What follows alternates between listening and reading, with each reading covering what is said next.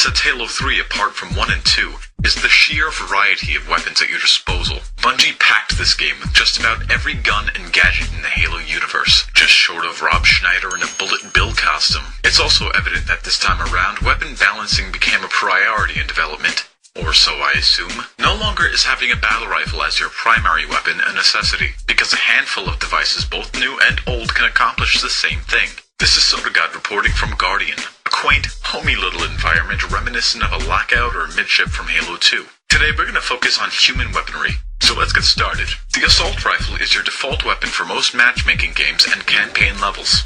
It does a decent amount of damage with a relatively small 32-round clip at close range. From a distance, it can be ineffective, so you're going to want something more accurate to frag someone across the map. Our next weapon is the battle rifle, a weapon designed for versatility. The battle rifle can get the job done in close and distant combat. With an attached scope and 3-round burst, this gun is one of the most useful tools in the player's arsenal.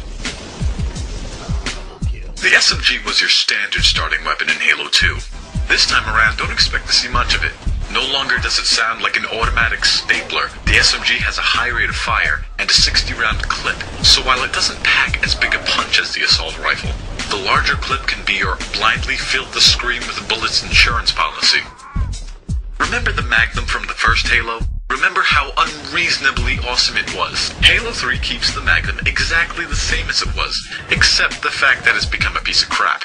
Okay, so maybe it isn't so bad, and if you're skilled enough you can take advantage of a few headshot kills. The sniper is an essential power weapon in this game, as it is in the entire franchise. Maintaining control of the sniper rifle can equate to a huge strategic advantage over your opponent. 2 body shots, 1 headshot, or 1 body shot followed by a headshot is all it takes to bring someone down. Pressing the right analog stick will activate a 5-time zoom, and again for a 10-time zoom. On larger maps, there is no substitute for the sniper rifle in your human arsenal.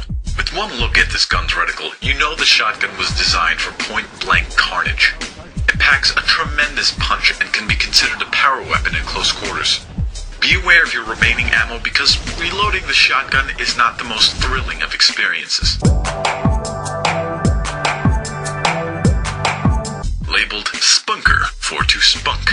The rocket launcher provides a nearly guaranteed 4 kills, because after all, it's a rocket launcher. It launches rockets. It is easily one of the most effective and terrifying power weapons, but because ammo is scarce, the thrill can only last so long. New to the Halo franchise is the Spartan Laser.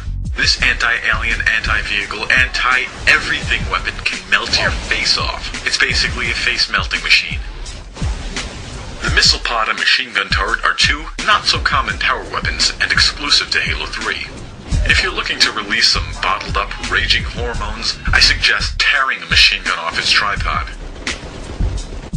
The missile pod is another pleasantry, and with a funny name, but it does lock onto vehicles, placing this weapon in the anti-vehicle category. I suppose it fires missiles of a pod variety. The flamethrower is the rarest of human weapons, although quite powerful. Its range may be limited to a few feet, but its ability to clear out a tight area proves useful. Grenades play a rather big role in Halo combat. Easily accessible and thrown with the left trigger, grenades come in 4 types, 2 of which we'll look at now. The frag grenade is the most common in the game. Utilized mainly for its splash damage, the radius of shrapnel it emits can weaken or kill a small group of enemies. A lesser-known, not as common variety of grenade is the incendiary grenade. When thrown, it will explode into a lingering inferno, destroying all within its blaze. In other words, it's frickin' hot.